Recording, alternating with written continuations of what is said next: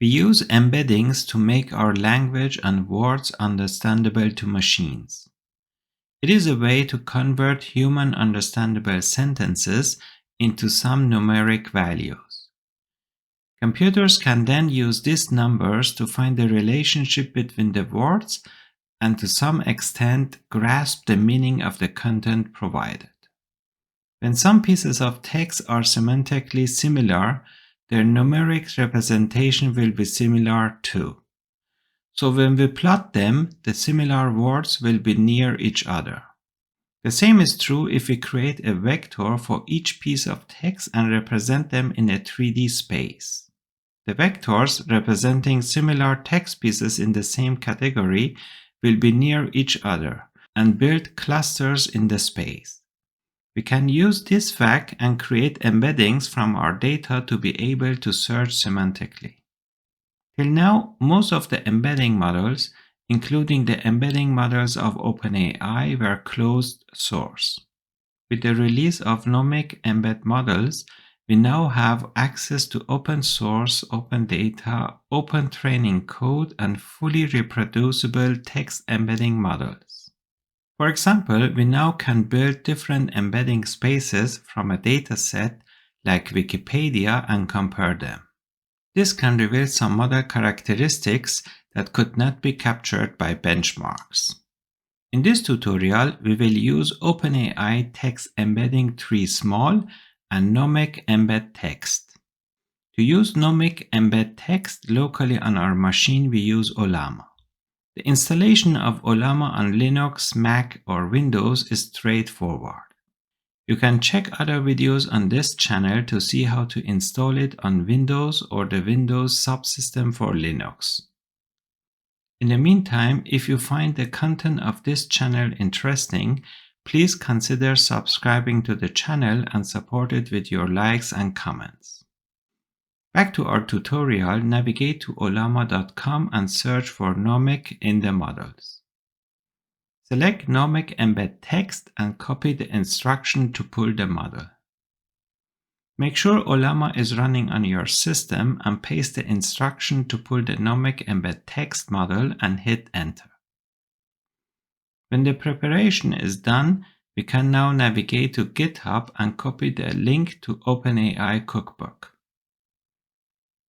Back to the command prompt in our project folder, we clone the repository and change to the new directory. From inside the directory, we open Visual Studio Code. In Visual Studio Code, we first create a virtual environment. The next step is to activate the virtual environment and check if the name of the virtual environment appears in front of our prompt. In our case, venv. Next, we create a requirements.txt file and paste the name of the packages to be installed for this project. Then, we install the packages listed in requirements.txt using pip. This process will take some time. When all of the packages and the dependencies are installed, the prompt comes back and we can clear the screen and close the terminal and the requirements.txt file. The next step is to create a .env file and assign our key to OpenAI API key.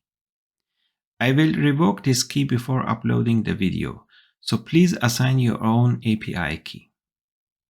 Now we are ready to explore the files. The examples folder contains a subfolder util and the embeddings utils.py file. Here you find the getEmbedding function and see that the default model used is the text-embedding-3-small.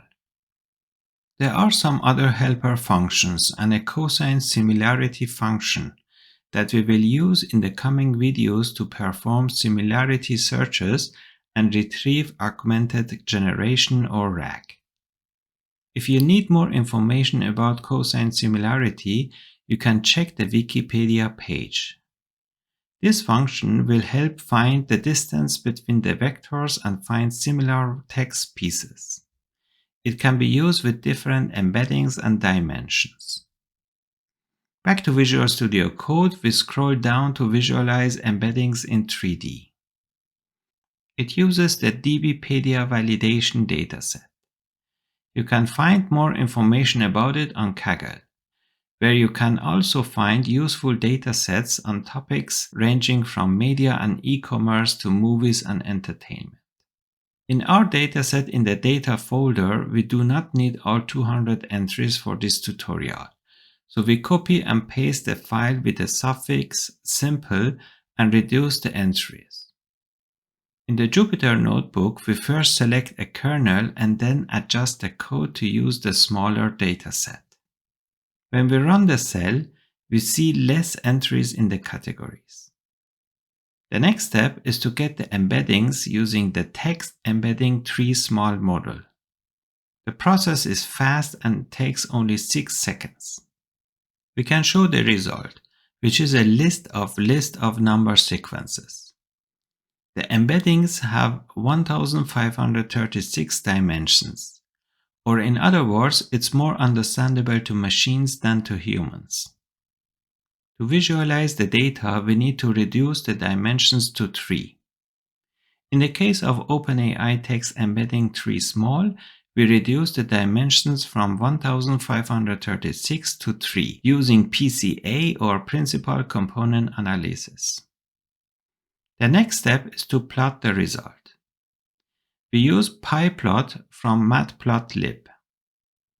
We loop through the categories and create a submatrix with a different color for each category.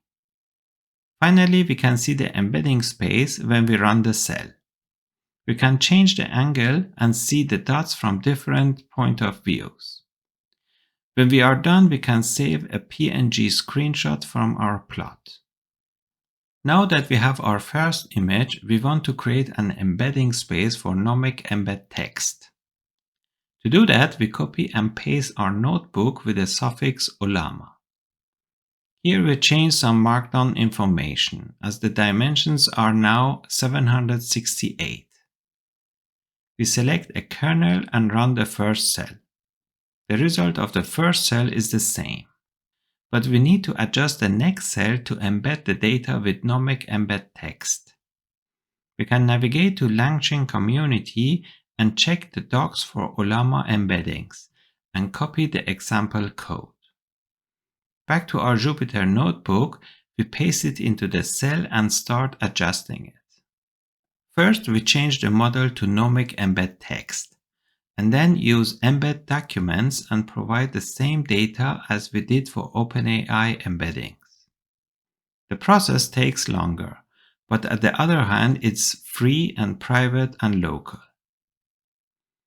The embeddings use 768 dimensions, which is again more understandable to the machines than to us. To visualize the embeddings, we need to reduce the dimensions again to 3, but this time from 768. The next step is the same. In both cases, we reduce the dimensions to 3 and use the submatrix to show the categories in different colors. This time, we create the embedding space for nomic-embed-text. We can change the angle and observe the points in space from different angles. At the end, we save another screenshot as a PNG. Now we can compare the embedding spaces and see the differences. We can apply cosine similarity in each space and perform similarity searches and retrieve augmented generation or RAG, which we will cover in coming tutorials.